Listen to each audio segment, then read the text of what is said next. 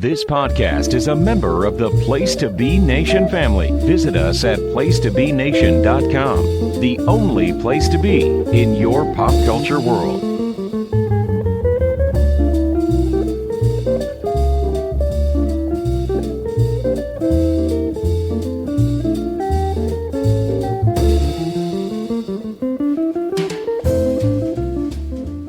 Hello and welcome to another episode of You Don't Know Billy Jack, a podcast series where we discuss some of the greatest wrestling matches of all time through the eyes of a non-wrestling fan.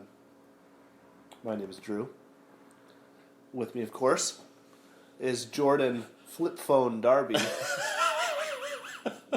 MFA. Hi. How are you, Jordan? I'm okay. How are you? Doing okay. As the folks at home may be able to hear, I'm a little congested. Yeah, you sound a little under the weather. More so than usual. Mm-hmm. I've talked about this before with you, but it is good that I'm essentially always sick. Yeah. So I'm always operating at about half capacity. Right. So It's good for government work. Yes, as a lifelong government employee. Yeah, so when I get sick, it's often not as bad because it's like I never feel good. It doesn't down you. Yeah. Anyways, quick question for you.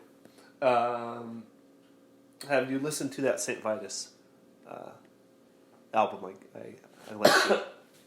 A little bit, not much. I need more time for thinking on that one. Fair enough. I did start to dig into it, but I got bombarded with some other stuff. What about the King's X material? Okay, so I've started getting into that more prog one. Yeah, Nebraska or whatever. Yeah. Not gonna lie, it's actually a little interesting. Okay. And his voice is not as annoying as I thought it was gonna be. It's not like real heavy metal out. Yeah, exactly. You had a really good way of describing it, like more alternative metal. Yes. Yeah. Which, yeah, I've gotta admit that it was sounding kind of cool. Yeah. Okay. But I'm like just getting into it. Yeah. So yeah. I don't know. Is an album gonna be too hot to handle? Yeah, we'll see. But like, the riffs are pretty cool. Yeah. If nothing else, there's riffs. Yeah. And they're a three-piece and they're good musicians. I like the three-piece. Is the singer, does he play guitar or bass? Or? The singer's Doug Panic, the bass player. Bass player. Yeah. King's X, for anyone who's not familiar, kind of a 90s like staple and like modern hard rock that never really, like, they were on a major label, like they got signed to Atlantic or whatever, but they were never quite like a huge name or anything. But yeah, one of the like second tier. Yeah. Because they did pretty big tours and stuff. Yeah. Yeah. I remember. But like they're a band that I've never owned anything by, but I've heard, because like, Sean. Yeah. They're one of like his all time favorite That's bands. cool. That makes perfect sense. Yes. Yeah. Perfect sense. Yeah, like him and his brother loved that band. So I heard a lot of them growing up, but never owned anything. But I wanted to see if what Jordan would think of the band. So you can hear like, are you a fan of Alice in Chains at all? No. Okay. You know that they have that vocal style, sure, like that melody, like that vocal harmony style. Yeah, when I'm hearing kind of a forerunner to grungy metal, that kind of stuff. Yeah, even like even some of that kind of New York stuff, like Helmet or whatever. Yeah, like the dissonant chords and the kind of just trudging tempo. Yeah. It's not dark or anything like those bands, but you could definitely hear why they would be influential or people would like them. Total Bands Band. Total Bands Band, yeah. Exactly. Yeah. Like Rollins' band Price of Silence. I think it owes a lot to King's X. Yeah. I mean, I wouldn't be surprised. They seem like poised to be the band's band. Yeah, and I don't know. I forget where they're from. Yeah, I was gonna ask you actually. I don't remember. Yeah, I forget. But like, if they, I wouldn't be surprised if they did. Like if Rollins' band ran into them a lot. Right. We're kind of cruising in the same scene. Yeah. Anyways, on to today's show. Oh, before I forget. Yes. We gotta see that. We gotta see that new Will Ferrell movie. The Sherlock Holmes one. Yeah. It's supposed to be terrible. It's supposed to be like the worst movie of all time. Yeah. I want to see it. So would you want to see it? Yeah. Yeah, because that just is it's feeding my fire. Yeah. The more people that are talking about it. John said it's like terrible. Yeah. Yeah. Yeah. So. Yeah. No, I do really want to see it. Okay, we should get in on that. Yeah. Do you want to see the Clint Eastwood movie, Dude, The Mule? I kind of do. Yeah. I kind of do. Yeah, you can't go wrong. You can't go wrong with Clint. The 1,000-year-old drug runner. Did you see that Gran Torino? Oh movie? yeah, twice. I think we maybe saw it together. We at did. The $3. Yeah. The scene where he's sitting on the washer and dryer in the basement. Dude. Yeah. And the kids are just hanging out. Yeah, unbelievable. Yeah, they did a thing where, because I think he wrote and directed that, right? I'm sure he did. Why wouldn't he? He loves to direct himself. Dude, yes. So it's like conceptually kind of cool. He like all the actors are non-actors. Yeah. He got them from the Community. Sure. Which is like that's cool, but like they really can't act like at all. Yeah. And they're trying to act. Yeah. So it's like when I read that I was like that is kind of cool, but when we saw it because I didn't know that when we saw it I was just like, man, this thing is brutal. Like, what's going on? Like everyone's just like we should go to the store now and like it's super stiff. The whole thing is, and then he's all old and racist. Yeah. And that's kind of just the movie, but. I don't know, I thought that was pretty good. Could see him like thinking that's going to really work out, and then they cut all this footage, and it's like, okay, make it happen. Yeah, we got to put this thing together somehow. The idea of him going out, and I'm sure he didn't. He had casting people, but I like to imagine him going out into the community. Yeah, that's cool. Oh, and finding these diamonds in the rough. Yeah. Well, anyways, on to today's match.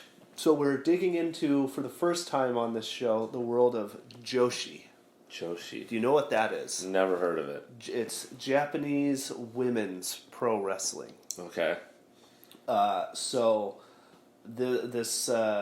It's generally, there's different promotions for men and women in Japan. Mm-hmm. So, all women's promotion and all men's promotion. So this is going to be the first time we're dipping into that world. Okay. The match, the people in the match, etc. This is Manami Toyota and Toshiyo Yamada versus Dynamite Kansai and Mayumi Ozaki.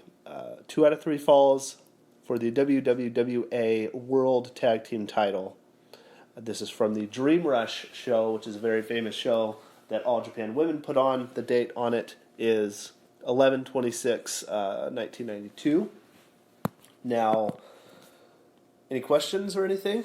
So you said this is a totally different promotion than the other ones that we've seen so far. Yes. Yeah. Okay. So like we've watched a match from All Japan Pro Wrestling. This is All Japan Women. Okay. Yeah. Okay. And so they would run, concurrently. Okay, got it. And there's a lot we can get into it now. Now I will say, this is an area where I'm pretty unfamiliar with. Like I've seen some of the big matches. I've seen a lot of like 1990 Joshi footage a little bit of 1991, some of the stuff from the 80s, and like big matches throughout. Like I've seen this match before, Okay. but like I'm not, and like a little bit of current day matches as well. But I'm not like, I don't know very much. Okay, got it. Just so you know. Yeah, so you might be a little more fresh than usual on this. Yeah. We'll see. Like I said, like I've seen this match, but I don't know much. So, as always, Jordan, we will be doing a live watch of the match, discussing anything that comes up along the way, and afterwards I will ask you a series of questions, a standard set of questions that I invented myself. Oh, okay. I was curious about where you might have gotten them. Yeah, from nowhere, just from myself. Cool. Okay. All right. Are we ready? Let's go. Now, if you are planning on following along at home, this is not on any network or anything. This is found on the internet. It is a 50-minute video. The match starts with the bell ring, a close-up of the bell. So we're going to do this. I'm pushing play right now. I'm going to try to... just making sure there's no ads or anything, for the folks at home. So, give me a minute. It's loading. Okay. So we're going to start I paused it after 2 dings of the bell. And we'll start together in 3, 2, 1, 2, 3, and a 1, 2, 3. 3, 2, 1. Play. So we got the music playing here. Yeah. So just a little bit of background about Joshi, again, from what little I do know. So like it was huge in the 80s. And the audience was primarily young girls. And so you would have, so we got the first team coming out now. That's Dynamite, Kansai in the front, Mayumi, Ozaki in the back. Okay. But the crowds would be made up a lot of young girls, and so they would be super loud and super like high pitched. Of course, just screaming and everything. Yeah. So it's pretty it's a pretty wild scene to watch some of the real high high energy matches and stuff. Yeah. Stylistically, I think if you're going to look for generalizations of the style, really high-paced, fast-paced, they just keep going and doing moves. Not necessarily a lot of like the slow grabbing holds and that kind of thing. So that's Manami Toyota wielding the belt. Yeah. And then that's Yamada in the back there. No, that's a cool costume. Yeah. The Great Muda, does that name ring a bell to you at all? Okay. So that costume's like a Great Muda style costume. It's very cool. So a big crowd here. Yeah. And I believe this was at Budokan Hall. Oh, cool. So there's probably 16,000 people. Crazy, yeah. So we've got... okay. Dude, they just chuck those flowers pretty hard. Yeah. And so we'll, keep that in mind as we're looking for storylines and everything throughout the match. I love the costuming. Everyone's like, it looks like futuristic. Yeah. Yeah, we'll see. This won't be the only women's match we watch, so we'll see some other stuff like that. That'll be cool. So he took the belt. The ref took the belts. Yeah. And so this is a 2 out of 3 falls match, which we've seen before. Right. Just so you know. And this is the main event of... It was a real big show. It's called Dream Rush. Okay. Was this an annual thing, or...? I think this was the first one. I think they've had more since then. Oh, okay.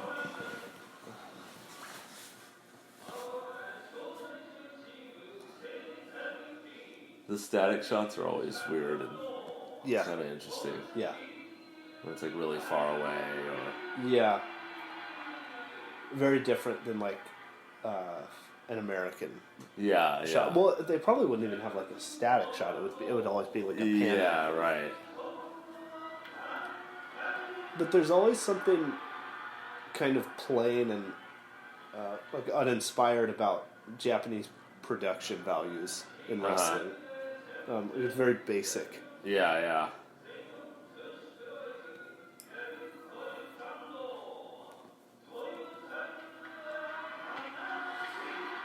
So Manami Toyota, she's one of like the very, very, very biggest stars. Yeah. Okay. She's gotten the biggest cheer so far. Mm-hmm.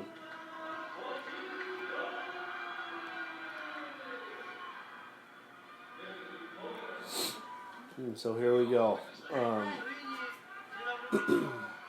So it seems like the the defending champions are the good guys. Yes. Is that right? Yes. Yeah. And so they're representing All Japan Women, who's the home promotion. Okay. The other two, Dynamite Kansai and Ozaki, they are from JWP, which is a different promotion.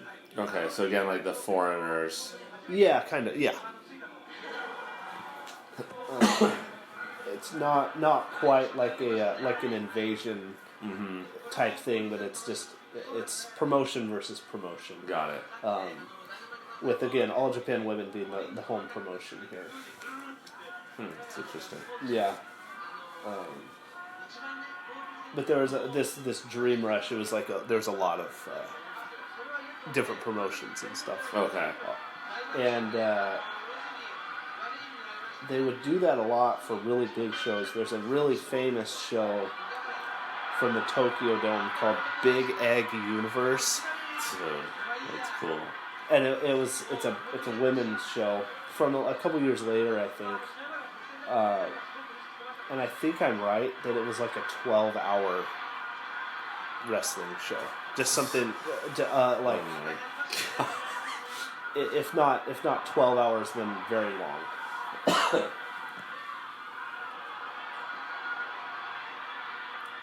Yeah, like you said, they really just went at it instantly. Yeah. So we're starting out here. We have Yamada in the ring. Whoa. She was against Dynamite Kansai, so now it's Ozaki there. Got it. And so Manami Toyota, that's her in the black. Okay. And so you see it's like already you should have a different feel than like anything else we've watched before. Yeah. Right? Yeah. And like you said, the crowd really is pretty noisy. Yeah. And at this point, it wasn't quite the demographic had shifted a bit, but Since the 80s. yeah, still a lot of like younger girls and stuff, but older people as well.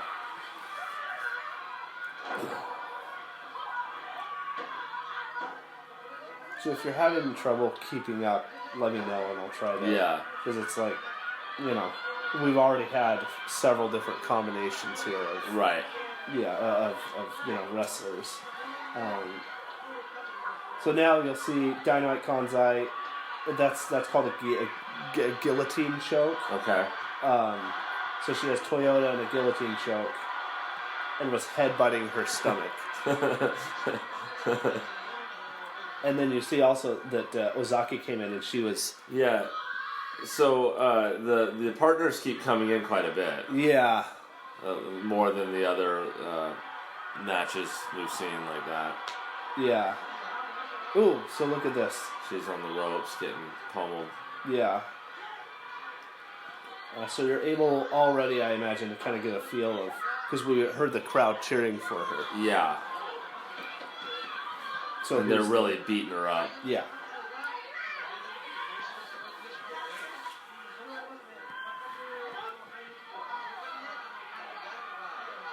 And so that's Mayumi Ozaki there. Got it. Unrelated, I watched Friday last night. Friday the movie? Yes. Cool. I hadn't seen it in a very long time. Don't. You know, No. That is a funny, good movie. Yes, no, it's very funny. I didn't remember. Yeah, I don't think I've seen it in like 10 years. Anymore. I didn't remember how it kind of takes a dark turn at the end. I didn't remember that. Oh, so look at this now. That's kind of brutal. Yeah. So look at this. So it's like a camel clutch, stretch plum type of move. That Toyota and then that was Dynamite, right? That Dynamite Kansai came in and started just kicking her in the chest. Yeah.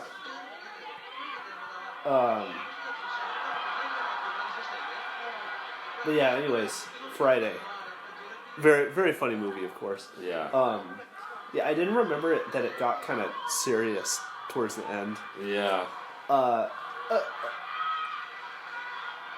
Here's a bit of a comparison for you. That movie actually reminds me a lot of Clerks. The movie Clerks. I never saw it. Oh, I don't think you would like it. I don't even like it that much. I stayed away from pretty much all of that guy's Yeah. work. That was a big area thing. Yeah, I imagine. A lot of those mall rats. Yeah. That Dynamite's big. Big lady. Yeah, she's a big lady. Now the crowd's really getting behind. I don't know this person's name. So that's Yamada, Toshiyo Yamada. Because we got that's Toyota's partner. Yeah, so Toyota's finally able to get a tag, and here we go. So now she's got a big ball of energy. Yeah, energy boost. Yeah. But anyways, yeah, I would compare those two movies. Huh. I mean, lots of differences, but it's like very 90s feel.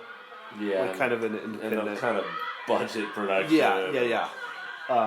With like it being a stationary location and everything kind of existing and coming in and out of this kind of centralized location. And yeah, I don't know. Yeah. I like how with Friday, it's very tricky to like make fun of like the inner city. Yeah. Without like being pretentious or more mean about it. Right. Yeah. And make it like kind of surreal in a way. Yeah.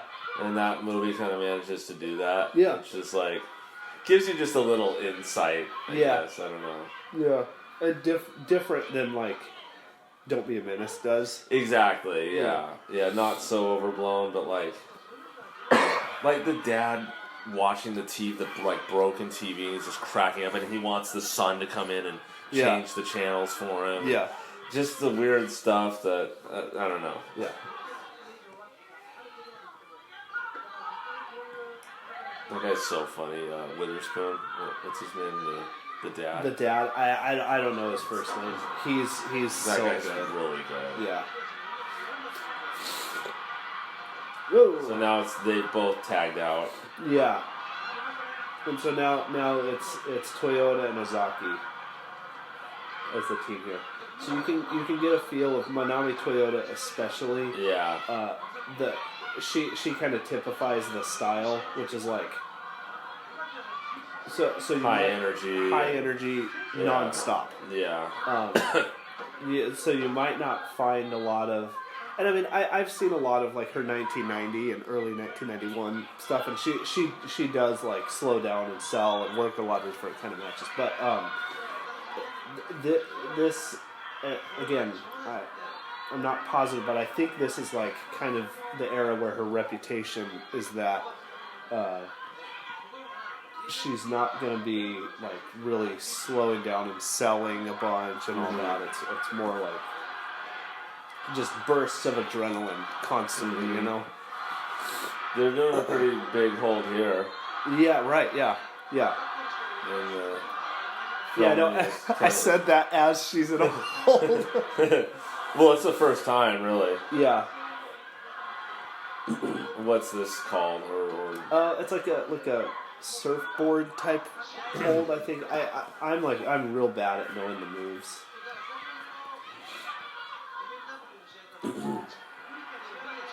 So, like, why isn't the ref doing anything? Or is the ref kind of like, you gotta get out of there? Yeah, they're saying, oh, you gotta get out. Because you have, like, 5 or 10 seconds when you do the tag. Or yeah, theoretically. That's the idea, right? Yeah.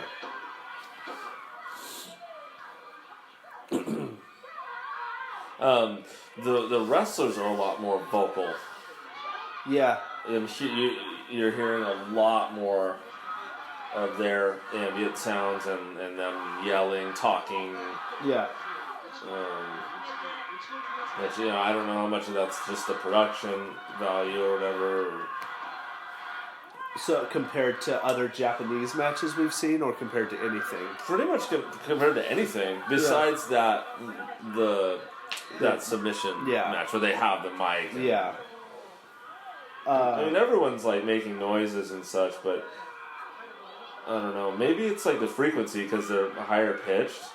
That could you be. could like hear it. You can hear it a lot more. Yeah, in general, they do emote more than, at least in this era, the male Japanese wrestlers. Because there is. Yeah, I don't really remember hearing a sound from the other matches. It was a lot more, and that it's changed now, but it was a lot more. The presentation was a lot more stoic, where the men they would be very stoic, right, for the most part. Whereas the women, there's much more like verbally emoting, and a lot more dramatic facial expressions and stuff too. Yeah, the facial expressions are really dramatic, and I don't know, it's kind of interesting. Yeah, there's a real one of the real famous matches from the 80s that I've seen is a hair versus hair match between it's a woman named Devil Masami and then a Chigusa Nagaya, who's like the baby face, like one of the all-time baby faces, and she gets her head shaved, and she's like crying, and it's there's the crowd, it's all little girls crying and screaming and everything, and it's like it's a real sight. So finally Toyota got out of there. They were tag teaming up on her. Yeah. Pretty good. Yeah. And so you'll see that the kicks and the punches and everything are pretty heavy. No doubt. Yeah. Which is it's very physical. Yeah. And quite a contrast to probably the women, the American women's wrestling that you've seen. Someone just knocked on the door. Let's see. Hello. I'm doing okay. Good to see you. Hi, Ethan. Oh, good. We're actually recording a podcast right now, so that's all right. No, just for fun. Yeah. Oh, absolutely.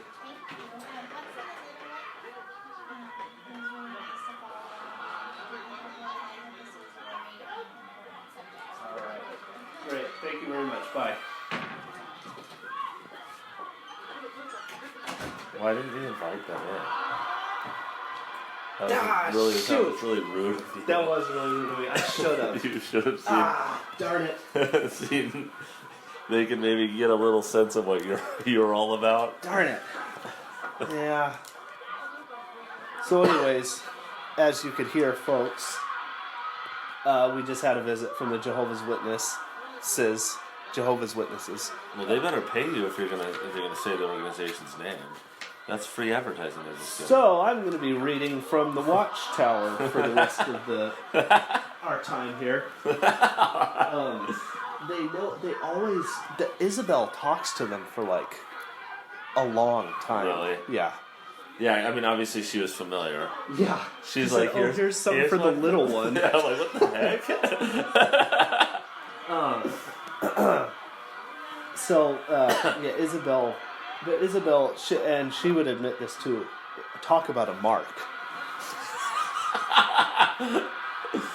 when we were in, That was pretty crazy.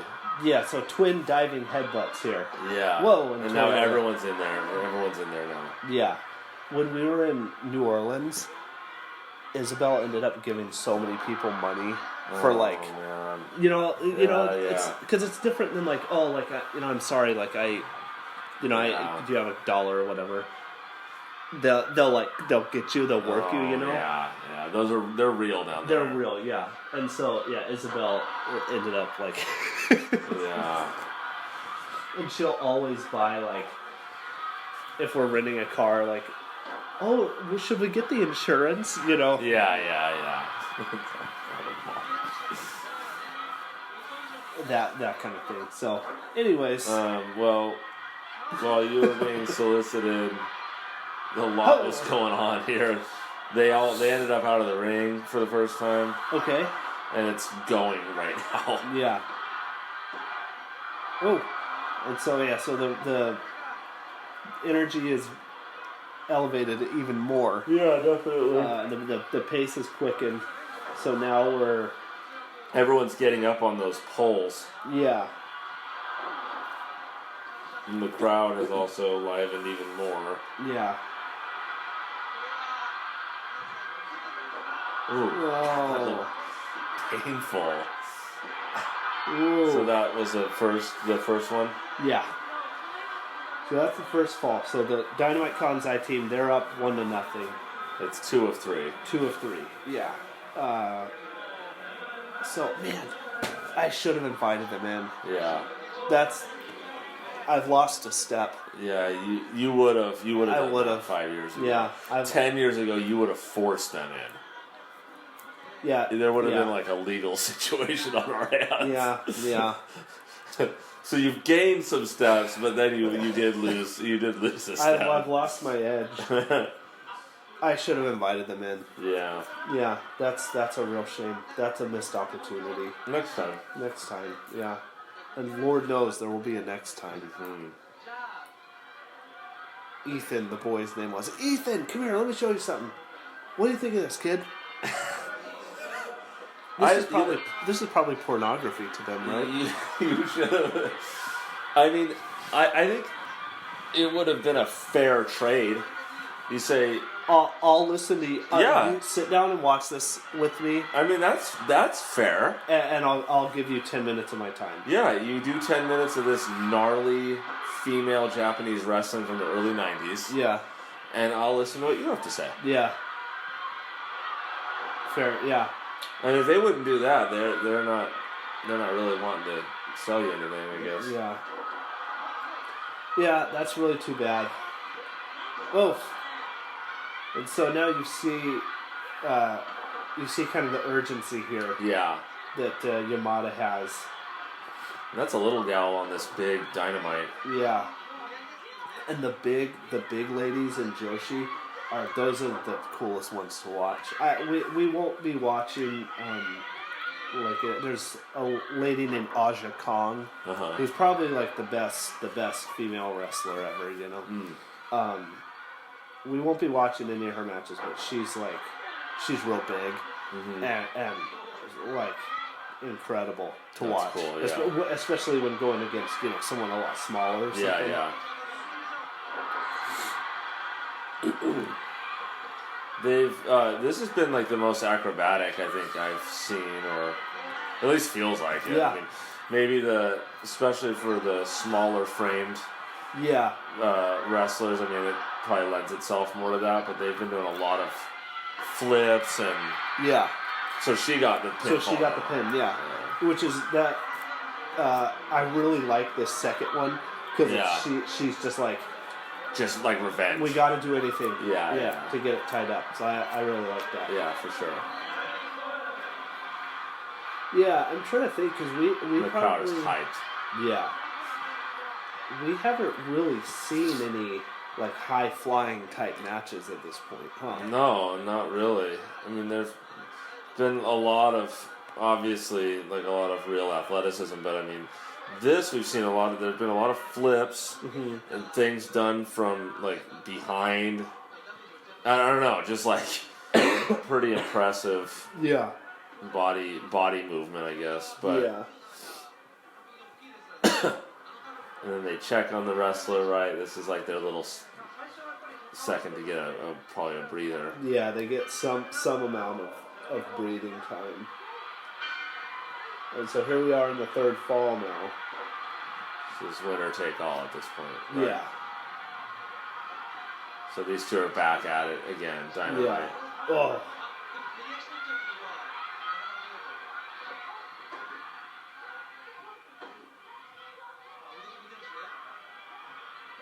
That's a sequence. I love that little sequence right there that we just saw because Yamada, she was kicking. Yeah. And she kicked and missed. And instantly, which that may have been unintentional, I don't know, but instantly Dynamite Kansai kicked her other leg out from underneath her. Yeah. So it's either perfect choreography or great intuition. Yeah. Yeah. Yeah, it felt like a real kind of fight sequence. Yeah. And so now we're kind of slowing things down a little bit. With Yamada now in an arm hold. So it's Ozaki that has her in the arm hold there. Which is cool because we've seen her going for so fast for so long. Yeah. Like that whole second fall. So now she's standing on her hand and pounding on her arm.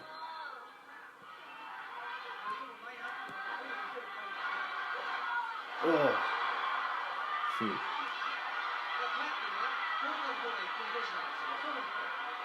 Yeah, whoa.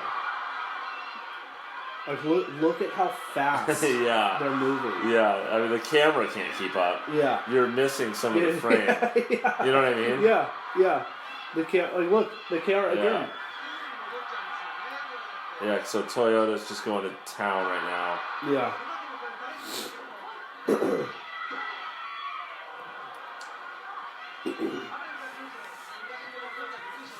Yeah, and I wonder if it's because, like, they can't... I mean, they can obviously hit hard, but, like, they're not going to be hitting as hard as some, like, 300-pound muscle man. Right, yeah. So, like, I think it looks like they can give more to the move. Yeah. It looks like pretty aggressive. Yeah. And these are small ladies. Yeah. Like the skinny, the smaller ones. I mean, how much do you think they weigh? Like 100 pounds or something? Yeah, probably. Right? And like Dynamite Kansai, who's bigger, she probably only weighs 130 or yeah. So yeah, you're probably right.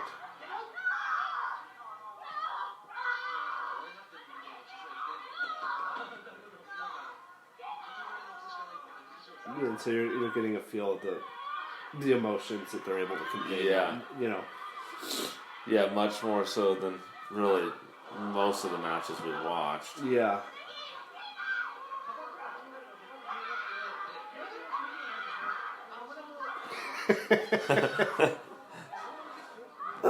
I wish they had walked up right now. I know, me too. Yeah. The lady probably wouldn't have let her son watch this, right? That wouldn't be responsible ever. No? Like, come into your house and watch this. Like a stranger's home. I know, watch this old Hey, wrestling watch thing. this with me. Who knows what's going to come next if you're some lady. Right, yeah. She had to get out of there. Yeah. Still, the invitation. Still, Yeah. I mean, yeah, I'm trying to justify my action or lack of action.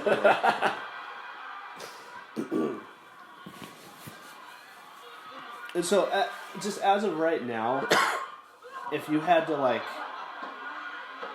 rank these ladies, like in terms of what they've done in the match so far, do that for me. Like against each other. Yeah, like who do you think's like been the best in the match? I mean, Toyota is like by far the best. Okay. Like, you can tell the wrestling quality is a little higher. But the villain team has been pounding it pretty hard this whole time. Yeah. Has one of them stuck out more than the other to you? Dynamite's been pretty powerful. Yeah. That's stuck out to me more. Yeah. But they've both kind of been going. Yeah. Yeah, I guess you would say that that Yamada is. Look at that! I love that. Yeah. Dynamite running, Ozaki running in. Yeah. And just stomping on Yamada's head. Yeah. Yamada's probably been like the least impressive. Would you say? Yeah. Yeah, of all four. But she's been awesome. So. Yeah, it's been thoroughly entertaining.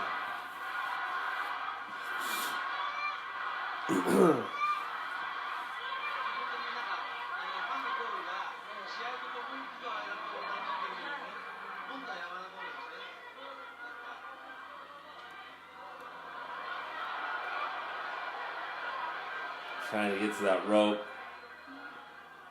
You can see that Ozaki was kind of goading her there. We're back on the outside now. Okay.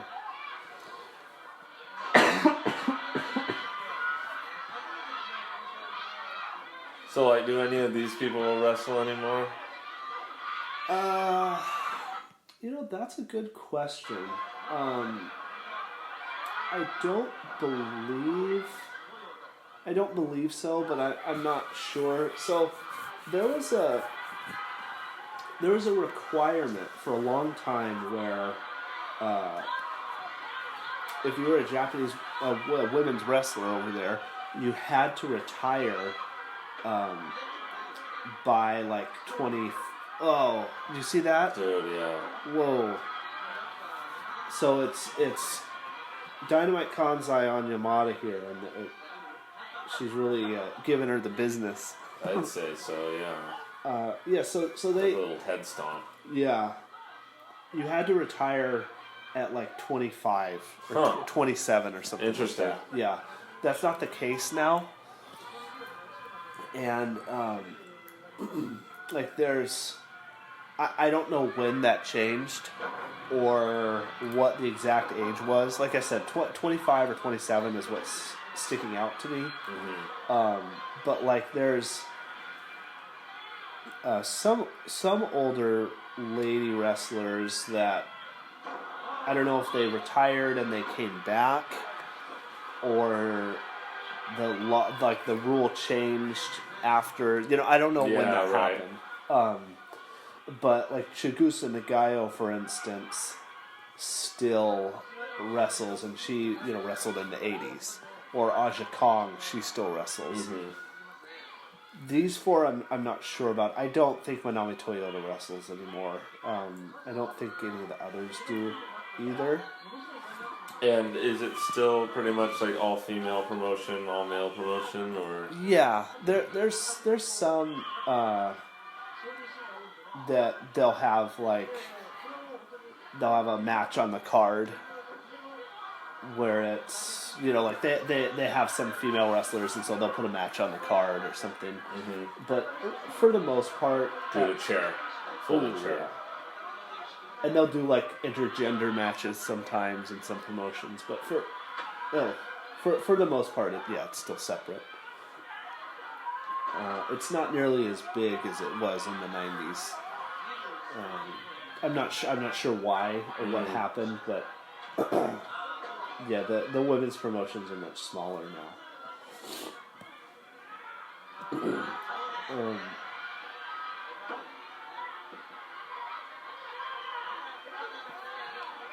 So no blood so far. Mm-mm. Has that affected anything for you, one way or another? It's been pretty intense. Yeah. Yeah, no, I guess the fact that I hadn't really thought of it speaks that it hasn't really mattered. Yeah, okay. The energy level is high. Yeah. So we got Toyota in now. Yeah, and everyone's ready. Yeah. Yeah, you really can feel it as soon as she gets in the ring, huh? Yeah, big time.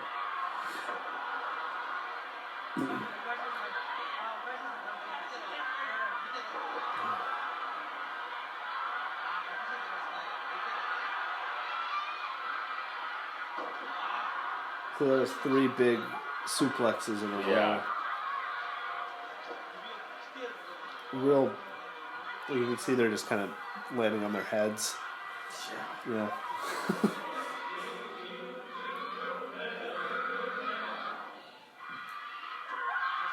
Ooh. And you'll see, I don't know where I was going with that. Never mind. Hey, that band, Belle and Sebastian, they were big down here, right? Yeah, Yeah, definitely. with the crowd. I'm pretty sure. I mean, Pat was probably their biggest. Yeah, right.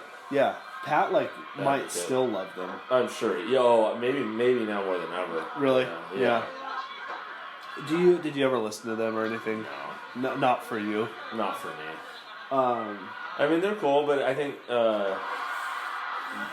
you hear one, you hear them all on that one. I mean, every song I've heard of theirs kind of uses the same dynamic. Yeah. And it's a great dynamic, but I'm okay after that. Yeah. Yeah, and I'm not a big fan either. Like Isabel has a CD and they'll play it, and she likes it. Okay, It's nice and calm. And, yeah. It's good. I don't know, but not really for me. But I was trying to figure out as that was a real hip thing at the time, you know. Mm-hmm. But what exactly were they channeling? 60s pop. 60s pop? Yeah. Okay. So it's like Beatles, you know, and that, but filtered through the Smiths and other British. Jangly thing, right? Yeah. Yeah, I was trying to think But it's totally whoa. Yeah, that's another. Dude, the ref just tapped her head. Yeah, it's got no teeth.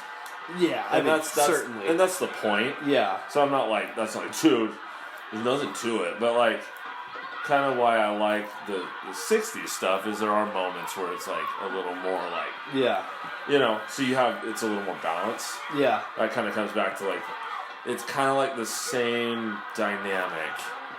Yeah. For all the material I've ever heard. I don't know. Yeah. So we've got I'll ask about them again, but we've got Dynamite, Kansai, and Yamada in the ring here. Once again, Yamada's really taking a beating. Yeah. Yeah, but she's trying to fight back now. Now she's kicking in on Dynamite's head. Yeah, the people. I don't know. There's a certain aesthetic. I guess it's 60s pop aesthetic, but the people that I knew growing up that were into that band were they were trying to find, you know. Yeah. I'm not exactly sure what it was. It's maybe trying to be more grown up than you are. I don't know. There's the reading the books on the cover and the well, what it is making reservations for dinner when you're in high school. Yeah. Right? Yeah. I mean, it's kind of it's a transatlantic thing where it's it's British people in the 80s and 90s or whatever and beyond channeling American culture, beach pop. Yeah. West Coast surfy beach pop music. Yeah. That's also itself channeling stuff from Britain of the 60s. Right, yeah, So it's yeah. like all going back and forth. Yeah.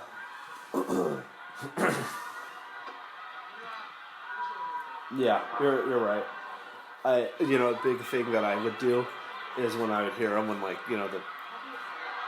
people that used to be punk but then started listening to rap, would play it. I'd always say, "Hey, which one's Sebastian?" Dude, yes.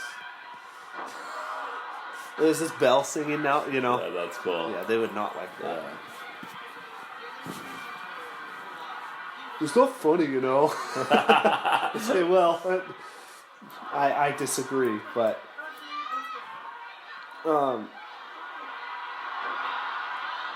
so things are somehow still picking up pace.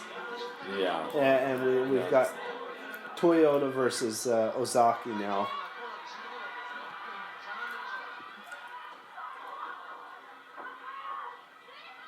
And I like the way they always find a way to ground her, Yeah. I like that as a strategy.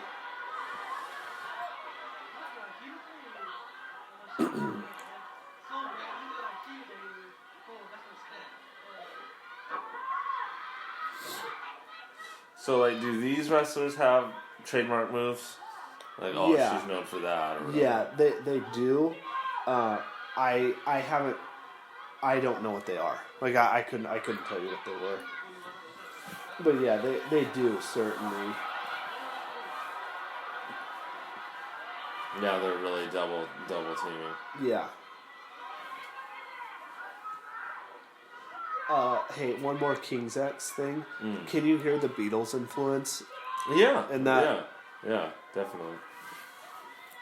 That at least that first one that you've listened to. Yeah.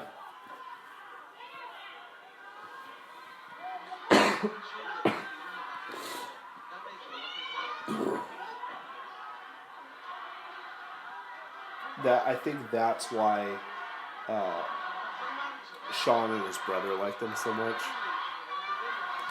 Yeah, there's the melodic pop sense. Yeah.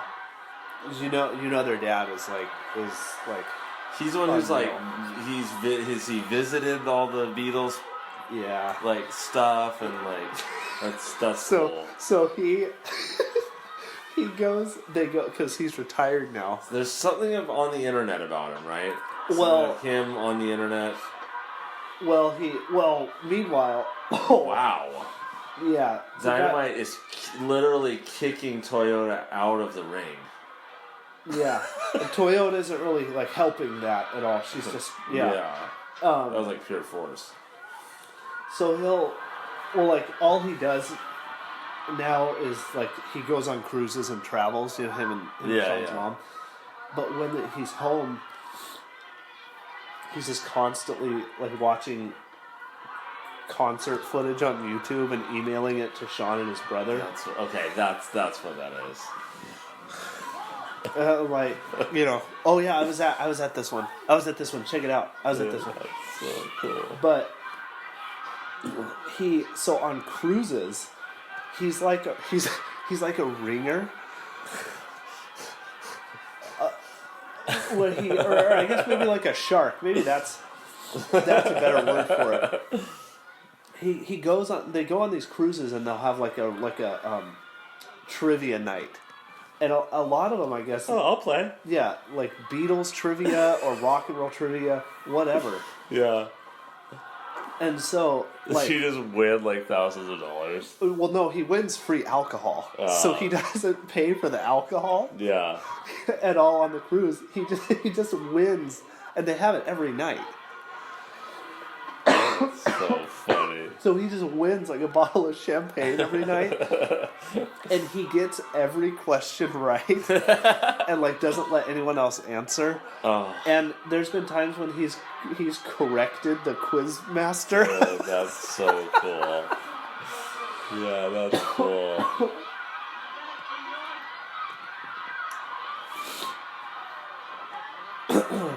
and so yeah, he's like, and so like they took a cruise. They went to London, and like they saw Abbey Road and the That's whole right, the yeah, whole yeah, deal, yeah. you know.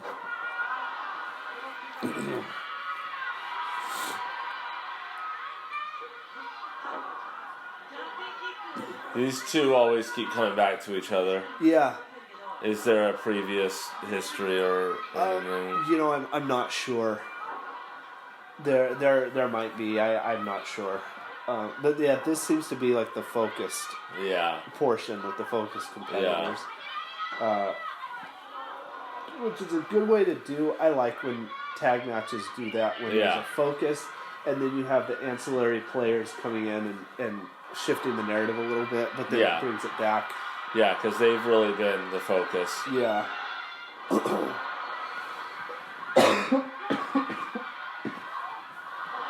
Oh, sorry. Oh. Ooh. So now we're starting to get a lot more pins. Yeah. Pin attempts.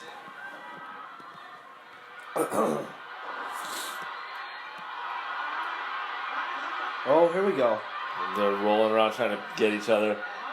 Now, it looks like Dynamite is like comatose. Oh.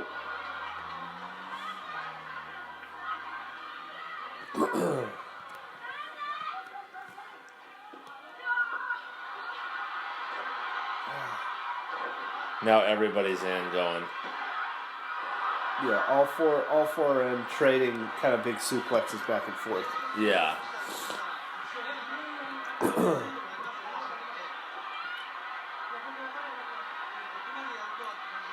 So it's Ozaki now. And if you notice, a lot of the suplexes, they're not big arching type moves. That's like real low to the ground. Which is, I don't know. There's just a lot of tumbling and like body contortion. Yeah. It's a lot. There's a lot more finesse. Yeah. Ugh.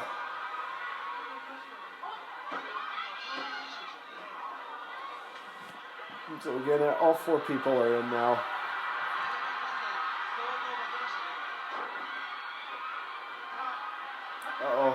So Toyota and Yamada are both going up here with dual, and they hit a big dual headbutt.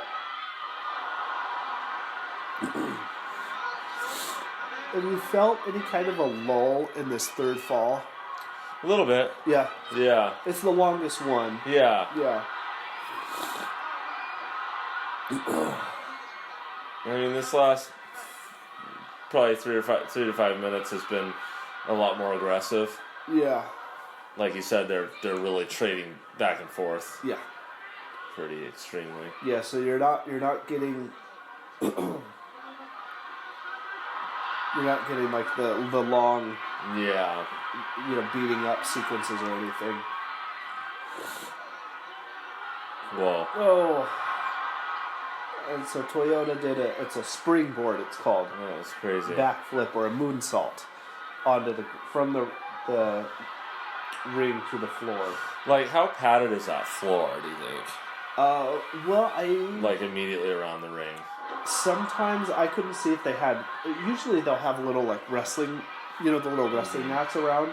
I couldn't see if they did in this case or not.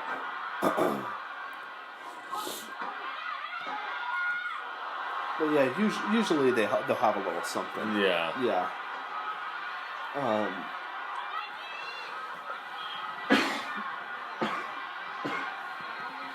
Oh, sorry, I'm coughing so much.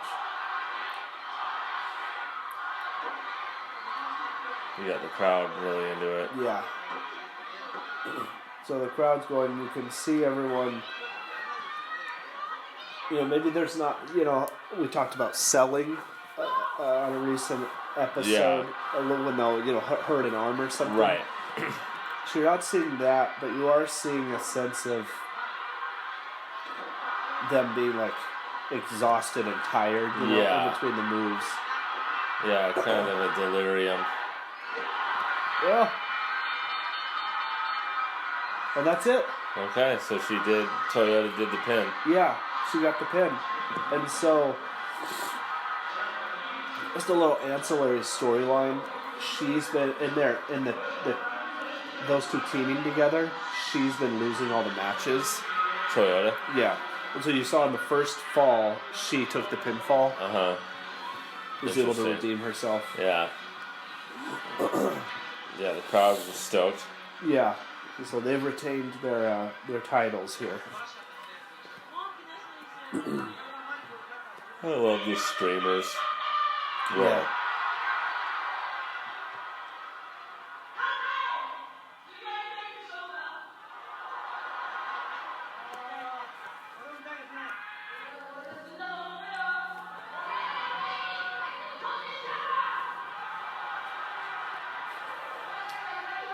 Do you know what this exchange is at all? No, I have no idea. Huh. Yeah, We haven't seen anything like this either, really. Right, yeah, not really. Usually the loser's kind of spirited away. Yeah. You know, and that's kind of it. Yeah. Yeah, so, I don't know, but again, like, we saw that was kind of the main exactly. pairing, you know. So I don't know. I don't know what the background there was too much. Yeah, it'd be interesting to know because we both kind of saw it. Yeah.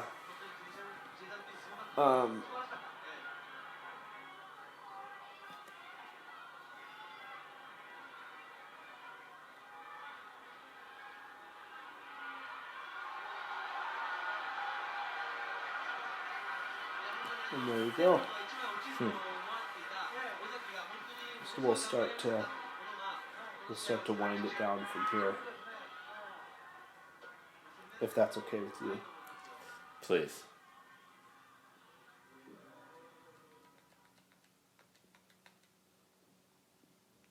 All right. So, questions, Jordan. General thoughts on the match. Yeah, it was. I think it was worthy of the in the context of the matches we've been seeing. Yeah, that was a good match. Yeah. I did feel like probably 3/4 of the way into it, I was like, okay, this is definitely gonna be in my upper. And then I felt like it started dragging a little bit. Yeah. And so I think it might that's gonna affect its ranking in my mind. Okay. You know. Yeah. But yeah, I mean it was pretty well done though. Do you think me talking about other stuff and distracting you had anything to do with that? No, because I just felt like it was pretty long. Yes. Yeah. You know, and so I think I don't know, maybe if I was watching it in a different mood or context, would it be different? I don't know, maybe, but I think for the most part it was really well done, but it felt like there was maybe a little baby fat in there. That could have been trimmed a little bit off like the third fall, right? Probably, yeah. The first and the second one were like pretty. Yeah. They, you know, and like the ending was great. Yeah, so maybe just 5 minutes or so. Yeah, exactly. It was long. It's like 40 something minutes long. So yeah, it's a long match. Yeah. So second question, did you like the match? Why or why not? I mean, you talked about it a little bit, but what did you like about it? I mean, I thought it was, you kind of articulated it best with the fact that there was kind of the general idea going on, the main like event of it, but I did like that sub-rivalry. Yeah. That was going. And then everyone's style was pretty different. Yeah. And I liked that. So it had a lot of, I guess, variety and flavor to it. Mm-hmm. For, you know, I mean, there's only 4 people in there, and there were no, like, side characters or real gimmicky things. Right. I liked the audio. Yeah. I liked the... You like being able to hear the wrestlers and stuff. Right? I do, yeah. I want to hear that. You know, I think it's... it kind of fills out some of the, like, what to me would be kind of a lull. Yeah. Because I might not really get the nuances of, like, some of the holds or, some of that, but when they are selling it with like voice, it's a little better for me. Did that? We're going way back now, but the lucha match, Mm-hmm. is that part of what hurt that match for you? Do you think was you could like the sound was very odd? Yeah, I think so. Really, and now that if we reflect on it, probably yeah. And that is a big thing about lucha is like the miking is weird. Yeah. And sometimes like you can't hear the crowd, but you can hear some of the moves that are being done, but like not, I don't know. Right. It's the, production stuff, but. Yeah. Yeah. Yeah, so this one was pretty well produced in that way where you really got the crowd, Yeah. which was like going, and then you had all the wrestlers and it was, and the ref, and it was, I liked that. I added a dimension to it. Yeah. So, question number 3, what was the story the wrestlers were trying to convey in your mind? You definitely got the sense that Toyota's team was the good guy. Uh-huh. And then in my mind, there seemed to be a deeper rivalry between Dynamite and I don't remember the other wrestler's name. Toyota's Yamada. Yamada. And that was what was interesting about the ending of it with, them trading the mic between each other, like yelling at each other. Right. But otherwise, it just felt like a really high-spirited, high-energy match. Mm-hmm. Did the just it inherently being faster and more high energy, does that appeal to you more than like Hennig versus Bockwinkel, where it was a lot slower and a lot more grabbing holds and working in and out of that, or like a more technical, slower paced style? Yeah, that's a good question. I think generally, yes, that's more appealing is the faster pace, but that Hennig match had enough of both, and then they really were selling that stuff. Mm-hmm. Whereas, like, they didn't need to sell a lot in this one, but that wasn't there as much. Right. Yeah. So, yeah, I don't know. I guess overall I'd prefer the faster style. Okay. But I think I am finding that I'm wanting a little more theater. Okay. And so the Hennig match, I think, had that. It had more theater. I think so. With like Bockwinkel working the crowd and the blood. And, yeah, exactly. And maybe the technique or something, I don't know. Yeah. When they were doing the holds and that. Mm-hmm. Yeah, okay. Matt, question number 4, can you see why this is considered to be one of the greatest matches of all time? I mean, I within the scope of what we've seen, yeah. I mean, it was like, it seemed pretty proficient. They were going and they were giving it.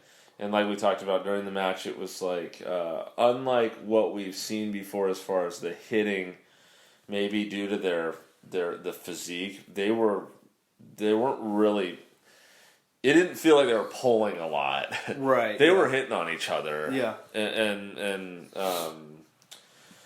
to me, that maybe that pushed it into that realm a little bit that I want to be in, which is kind of wondering about it and it blurring lines between fantasy and reality a little more. Yeah. And so there was a lot of like jumping off the ropes, mm-hmm. and a lot of kicking in the head, like kind of crazy looking stuff. Yeah. So I mean, to me, yeah, I think it's definitely like gonna be in the middle to upper of the list. Yeah. So like I can see why it would be considered, without knowing any of the context. Mm-hmm. As a pure like match, it makes sense to me. Yeah. Yeah. Okay. So the reputation of this match, people call it greatest Joshi match of all time, greatest tag match, Joshi tag match. People would consider it to be. I've seen it written about this match that it's essentially the best performed match of all time in the sense of each person's role, execution of moves, a consistent story throughout the match. Like there's no holes in it, for instance. Yeah, and that kind of speaks to I think what I was picking up on, which is like everyone was different. Right. And they had something to bring to it. And not that like the other matches we've seen have been to the contrary, but I feel like it was pretty defined. You know, you could tell the styles of everyone pretty distinctly. Yeah. Even from an outsider's perspective. Yeah. Yeah. So something that really stuck out to me, and like, well, I don't know, was there like a transcendent moment or element to you? I mean, something that, I don't know, just moved it into a different realm at all? I think the combination of like Toyota's presence. Yeah. I mean, to me, like you wouldn't have had to point anything out about that wrestler because the way that she moved. Yeah. Was a bit above, and then the crowd was pretty enraptured with her. Yeah. So that like as an element, and then that recurring story arc between the two, and how they like sold it and like weaved it throughout the thing was like I think a bit above. Yeah. Yeah. The real moment for me was in that third fall. When we started talking about when Toyota came in and the camera couldn't keep up with her. Yeah. And that was like 30 plus minutes into the match where she's running so fast that the camera can't keep up with what she's doing. Yeah, totally. And the crowd's going nuts and she's hitting these like big moves. Like she hits that big drop kick. Yeah. And it's like, whoa, like what's going on? Yeah, for sure. That's kind of where it moves into a different realm for me. Mm-hmm. Yeah, she's above. Yeah, and just her as an element combined with the three others who were working perfectly in and of themselves, and then with each other. You know, like that's a real special thing. Like that's a total intangible that you can't predict or anything. That's like that night. It's just gotta happens. happen. Yeah, for sure. All right. Well, let's do our rankings now. So your ranking right now is, all right. I think I have this correctly. We'll see. From the top? Yeah, from the top. Let's see.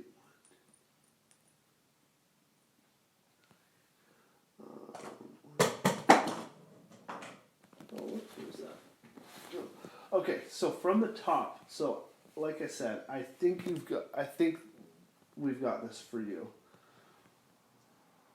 Number 1, Magnum Tully. Number 2, Steamboat and Ric Flair. The real long 2 out of 3 falls match. Number 3, Bockwinkel and Hennig, the hour draw where they both bleed. Number 4 is the New Japan Gauntlet with all the different people. Number 5, we've got the Jumbo Tsuruta versus Tenryu match. Do you remember that one? Number 6, we've got the War Games match for you. Number 7, Sangre Chicana versus MS1. And then number 8 would be Macho Man versus Ricky Steamboat. Okay? Yeah, that sounds right. I think that's right. And I will say to the people at home, there's probably little mistakes that I'm making in the rankings, but that actually kind of works, I think, for what we're doing too, though, because it's like part of it is momentary. Yeah, when you're like thinking about it in context with everything else. Yeah. And, okay. So that being said, that's gonna go. That's going to go right under Hennig Bach. Okay, as your number 4. Yeah. So that means that we're going to have... so Magnum Tully 1, Steamboat Flair 2, Hennig Bach 3, Dream Rush 4, And if that like 5 or so minutes were taken out, then I would rank this one higher at least. Really? Yeah. Yeah, that's what I was going to ask. It was just a little too long for Yeah. me for what was going on. Yeah. So Tenru versus Jumbo is number 5. Wait, is that right? Yeah, Dream Rush 4. All New Japan. New Japan, yeah. Is now 5. Jumbo versus Tenru is 6. War Games is 7. Sangre Chicana, MS1 is 8. Macho Man Steamboat is 9. Yeah. For me, on this watch, I'm. That's what I'm going to do, is just doing it like... We're just going to reorder them just how we're feeling at that week. That's fine. Yeah. Yeah, I think. Yeah, and if you can you just need to give me some reference points, especially as the series goes on. Yeah. To remind me of, because the names aren't familiar to me. Yeah. So I would say, let's see, Magnum Tully, for me, Magnum Tully's 1, Steamer versus Flair's 2, Sangre Chicana is 3. 3 or 4. It's between that and the Dream Rush one. Boy, we're actually real similar on these. That's kind of interesting. Yeah. Sangre Chicana 3, Dream Rush 4, War Games 5 for me.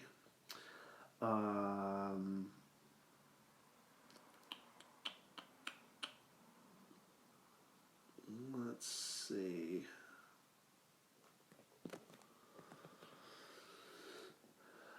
Probably Bach Hennig. 6 right now. Jumbo Tenru 7. New Japan 8. And Macho Man Steamboat 9. All right. There we go. All right. So yeah, I don't know. Like I said, I think we'll just be. I'm just going to be ranking these in relation to themselves. Yeah. And like how we're feeling during the week, or at the time we watch. I think that's a good. I think as long as you make an effort to kind of paint a picture of where I was the last time a little bit. Yeah, I've got a little bit better of a system now. Okay, cool. Keeping track. But that's kind of an interesting part of the whole process itself too. Yeah. So like, what do I remember about what we've seen and how that fits with itself? Yeah. And it's saying something that the list is forming. The top half of our list is pretty similar. Yeah. And the bottom half's pretty different. Yeah. So it's maybe that's going to start to say something about how transcendent some of the matches are, or whatever. Yeah. Okay. So, Jordan, of course, anything to plug? No plugs for me. What color are your son's eyes? His eyes are blue. I'll give you that. Piercing blue. Shocking blue. Yeah. Well, you can follow me, Jordan. Only me, though. Only you on your flip phone can follow me on Twitter at _burning spirits. All right. Thank you very much. Thank you. Thank you for listening, everyone. Goodbye. Bye.